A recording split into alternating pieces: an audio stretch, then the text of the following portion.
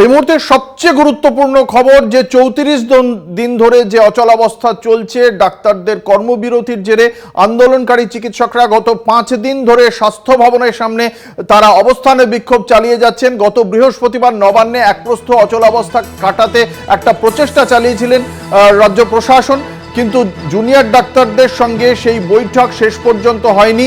গোটা বৈঠক live streaming করতে হবে, সরাসরি সম্প্রচার করতে হবে, এই শর্তে অনড় ছিলেন জুনিয়র চিকিৎসকরা এবং সেই কারণেই শেষ পর্যন্ত সেই বৈঠক হয়নি। আজকে যখন ধর্ণা মঞ্চে উপস্থিত এই জুনিয়র চিকিৎসকরা, মাত্র কিছুক্ষণ আগে মুখ্যমন্ত্রী মমতা বন্দ্যোপাধ্যায় তিনি সরাসরি পৌঁছে যান সল্টলেকের স্বাস্থ্য ভবনের সামনে জুনিয়র ডাক্তারদের ধর্ণা মঞ্চে এবং সেখানে গিয়েই তিনি বার্তা দিয়েছেন, তাদের সঙ্গে আলোচনার কথা বলেছেন এবং তিনি বলেছেন যে এই শেষবার তিনি আসছেন, তিনি চেষ্টা করছেন, তাদের আন্দোলনের প্রতি সহানুভূতি জানিয়েছেন এবং তাদের বিরুদ্ধে কোনো শাস্তিমূলক পদক্ষেপ হবে না এই প্রতিশ্রুতিও দিয়েছেন। তারপর জুনিয়র চিকিৎসকরা কি পদক্ষেপ করে সেদিকে আমাদের জানতে হবে। আমাদের সঙ্গে এই মুহূর্তে রয়েছেন আমাদের প্রতিনিধি সত্যসুন্দর ভট্টাচার্য। সত্যসুন্দর রয়েছেন স্বাস্থ্য ভবনের সামনে, সরাসরি চলে যাব সেখানে। সত্যসুন্দর, আজ মুখ্যমন্ত্রী যে বার্তা দিয়েছেন তারপরে আমরা দেখলাম জুনিয়র চিকিৎসকরা বললেন যে তারা মুখ্যমন্ত্রীর বার্তাকে স্বাগত জানিয়েছেন, তারা নিজেদের মধ্যে আলোচনার পর এই বিষয়ে বৈঠকও করতে আগ্রহী। তারা কতটা ইতিবাচকভাবে দেখছেন মুখ্যমন্ত্রীর সদিচ্ছাকে বা মুখ্যমন্ত্রীর পদক্ষেপকে? এই অচলাবস্থা কাটানোর মতো সম্ভাবনা কতটা তৈরি হয়েছে বলে মনে করছো তাদের সঙ্গে কথা বলে? দেখো, মুখ্যমন্ত্রী মমতা বন্দ্যোপাধ্যায় স্বাস্থ্য ভবনের সামনে আজকে পঞ্চম দিন যে ধর্ণা চলছে আন্দোলনরত জুনিয়র চিকিৎসকদের, সেই ধর্ণা মঞ্চে তিনি সশরীরে এসে উপস্থিত হয়েছেন এবং শুধু তাই নয়, তিনি এখানে এসে বেশ কয়েকটি গুরুত্বপূর্ণ কথা বলেছেন।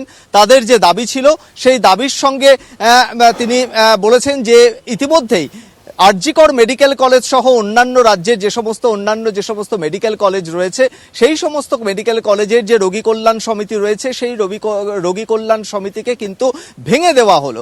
অর্থাৎ সেই রোগী কল্যাণ সমিতি নিয়ে যে অভিযোগ ছিল, সেই অভিযোগের ভিত্তিতে কিন্তু তিনি মনে করছেন যে সেই রোগী কল্যাণ সমিতিকে ভেঙে দেওয়া হয়েছে। শুধু তাই নয়, এই আন্দোলনরত যারা জুনিয়র চিকিৎসক রয়েছেন তাদের বিরুদ্ধে কোনো রকমভাবে কোনো প্রশাসনিক পদক্ষেপ হবে না, এমনটা কিন্তু স্পষ্টতই ঘোষণা করেছেন মুখ্যমন্ত্রী আরো জানিয়েছেন তিনিও নিজেও চান বিচার হোক এবং দোষীরা শাস্তি পাক, 3 মাসের মধ্যে তাদের ফাঁসি হোক, এমনটাও কিন্তু তিনি জানিয়েছেন। ফলে তার যে সদিচ্ছা রয়েছে এই গোটা বিষয়টি কিন্তু তিনি আসার পরেই এখানে আন্দোলনরত যারা জুনিয়র চিকিৎসক ছিলেন তারাও কিন্তু জানিয়েছেন যে মুখ্যমন্ত্রীর সদিচ্ছা রয়েছে।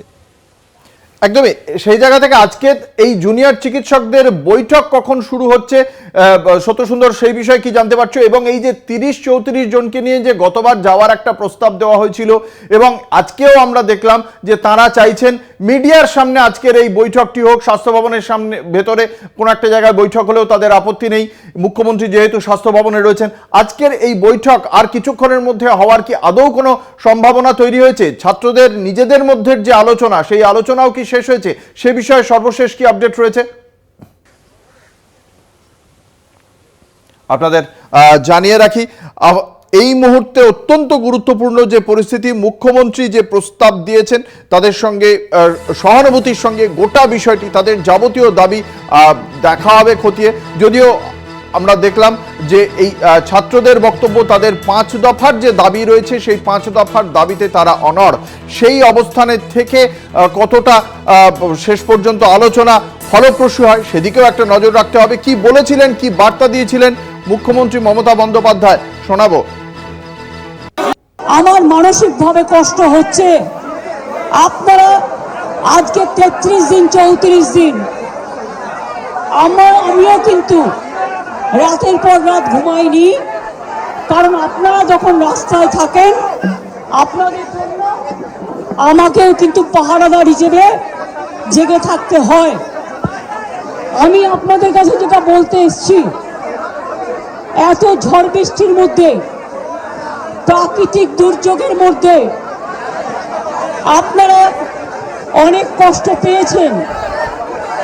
আর কষ্ট না করে যদি আপনারা কাজে ফিরতে চান, আমি আপনাদের প্রতিশ্রুতি দিচ্ছি, আপনাদের ডিমান্ডগুলো আমি কথা বলে সহানুভূতির সাথে আমি স্টাডি করব, আমি অফিসারদের সাথে কথা বলবো, আমি একা সরকার চালাই না, আমার সাথে একটা chief secretary, home secretary, DG police সবাই আছেন।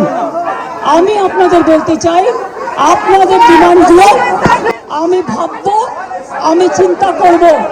যদি কেউ দোষী হয় তিনি নিশ্চয়ই শাস্তি পাবেন, এবং আমি চাই তিলোত্তমার বিচার হোক। আমি সিবিআইকে অনুরোধ করব যত তাড়াতাড়ি বিচার হোক, এমনকি 3 মাসের মধ্যে তারা যেন ফাঁসির অর্ডার দেয়। আমি এটা সিবিআইকে অনুরোধ করব আপনাদের প্ল্যাটফর্মে বসে। আর আপনাদের কাছে আবেদন জানাবো, আমাকে একটু সময় দিন, আমি ব্যাপারগুলো নিয়ে আমি চিন্তা ভাবনা করব। যদি আপনাদের আস্থা ভরসা আমার উপর থাকে, আমি কথা বলে সিদ্ধান্ত, অন্তত যদি কাউকে দোষী পাই আমি নিশ্চয়ই নেব।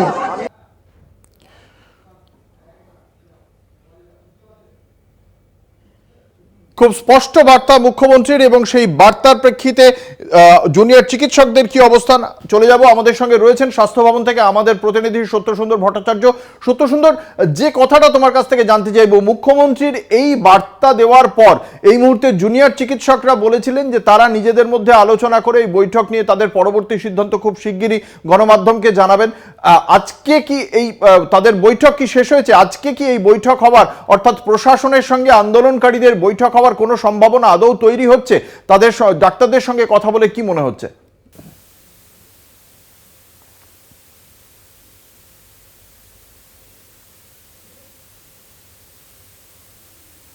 জুনিয়র চিকিৎসকদের সঙ্গে যে কথা বলেছেন সেই বিষয়ের পরে কিন্তু আন্দোলনরত জুনিয়র চিকিৎসক যারা রয়েছেন তারা মুখ্যমন্ত্রীর এই আশাকে সদর্থকভাবে দেখছেন, একটা ইতিবাচক দিক থেকে দেখছেন। কিন্তু তারা কোনোভাবেই তাদের যে 5 দফা দাবি রয়েছে সেই দাবি থেকে কিন্তু তারা সরে আসছেন না। তারা মুখ্যমন্ত্রী এখান থেকে চলে যাওয়ার পর তারা নিজেদের মধ্যে বিভিন্ন মেডিকেল কলেজ হাসপাতালের যে সমস্ত আন্দোলনরত জুনিয়র চিকিৎসকরা রয়েছেন তারা নিজেদের মধ্যে জিবি মিটিং করছেন, এবং সেই মিটিংয়ের পরেই তারা দ্রুততার সঙ্গে আলোচনা চান, এবং যে আলোচনা, খোলা মনে আলোচনার কথা তারা এর আগেও জানিয়েছিলেন, সেই একই দাবিতে তারা অনড় রয়েছেন। এবং যে 5 দফা দাবি তাদের রয়েছে সেই 5 দফা দাবি কিন্তু একইভাবে এখনো পর্যন্ত রয়েছে। অর্থাৎ মুখ্যমন্ত্রী বেশ কয়েকটি ঘোষণা করেছেন এখানে এসে আন্দোলনরত জুনিয়র চিকিৎসকদের সামনে। তিনি জানিয়েছেন যে সমস্ত রোগী কল্যাণ সমিতি, সেই রোগী কল্যাণ সমিতিকে ভেঙে দেওয়া হলো। শুধু তাই নয়, এই আন্দোলনরত জুনিয়র চিকিৎসক যারা রয়েছেন তাদের বিরুদ্ধে কোনো রকম পদক্ষেপ প্রশাসনিক তরফ থেকে নেওয়া হবে না। এছাড়াও তিনি মনে করছেন যে দোষী এই ঘটনায়, আরজিকর মেডিকেল কলেজে হাসপাতালের যে ধর্ষণ এবং খুনের ঘটনা, সেই ঘটনায় দোষীদের 3 মাসের মধ্যে শাস্তি হোক, এবং নির্যাতিতা এবং তার পরিবার সেটা বিচার পাক, এমনটা কিন্তু মুখ্যমন্ত্রী নিজেও চান। সেক্ষেত্রে মুখ্যমন্ত্রীর এইখানে আসা, আন্দোলনস্থলে আসা, এবং তার এই ধরনের যে কথাবার্তা তিনি বলেছেন, এবং রোগী কল্যাণ সমিতি ভেঙে দেওয়া, জুনিয়র চিকিৎসকদের বিরুদ্ধে কোনো রকম প্রশাসনিক পদক্ষেপ নেওয়া হবে না, এই গোটা বিষয়টিকে কিন্তু যথেষ্ট সদর্থক এবং ইতিবাচক হিসেবেই দেখছেন আন্দোলনরত জুনিয়র চিকিৎসকেরা। কিন্তু তাদের যে দাবি, 5 দফা দাবি, সেই দাবি কিন্তু একইভাবে তারা অনড় রয়েছেন। তারা চাইছিলেন মুখ্যমন্ত্রী চলে যাওয়ার পর যে স্বাস্থ্য ভবনে মুখ্যমন্ত্রীর সঙ্গে তাদের একটা বৈঠক হোক, খোলামেলা আলোচনা হোক।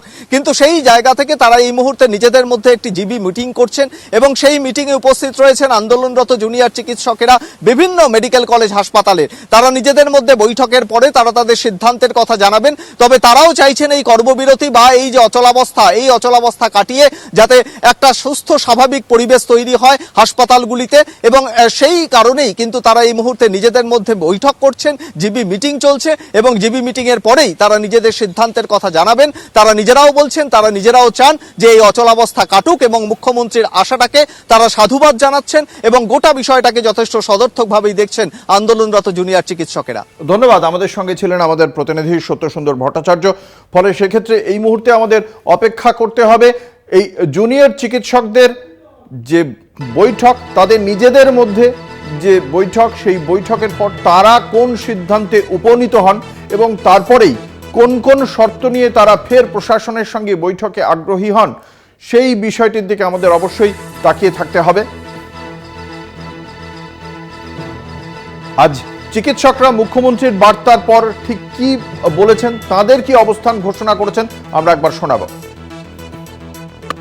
আমরা সবসময় রাজি ছিলাম, আছি এবং থাকবো, কারণ আমরাও চাই এই সমস্যার একটা সুস্থ সমাধান হোক, আমরা যাতে দ্রুত কাজে ফিরতে পারি। আমরা এই যে এসে বলে গেলেন, আমরা আজকে এটা সদর্থক ভূমিকা হিসেবে দেখছি, আমরা ওয়েলকাম জানাচ্ছি, কিন্তু আমরা আমাদের ন্যায় বিচারের যে 5 দফা দাবি, সেই দাবিতে কিন্তু কোনো সমঝোতা আমরা করব না, কোনো সমঝোতা করব না। কিন্তু আমরা এই যে মুখ্যমন্ত্রী এসেছেন, আমাদের সাথে আলোচনার সদিচ্ছা দেখিয়েছেন, আমরা এটাকে অত্যন্ত সাধুবাদ জানাচ্ছি এবং আমরা এক্ষুনি আলোচনার মাধ্যমে এই মুহূর্তে এই অচলাবস্থা কাটানোর জন্য ওনার কাছে দাবি জানাচ্ছি, এক্ষুনি উনি আলোচনার টেবিলে বসুন, এক্ষুনি এই যে মিডিয়া রয়েছে, আমি দাবি জানাচ্ছি।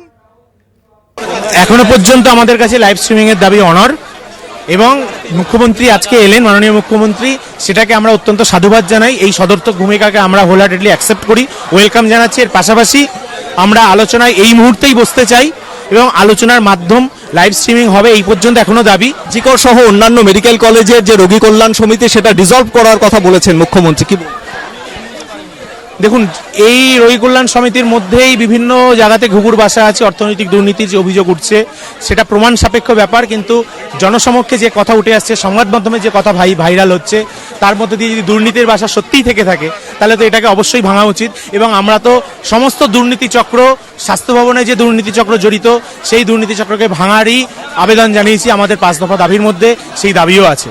5 দফা দাবি তাহলে থেকে থাকছে, 5 দফা দাবি থাকছে, সেই দাবি নিয়ে আলোচনা হতে পারে, সেই দাবি নিয়ে আমরা আলোচনা করতে চাইছি।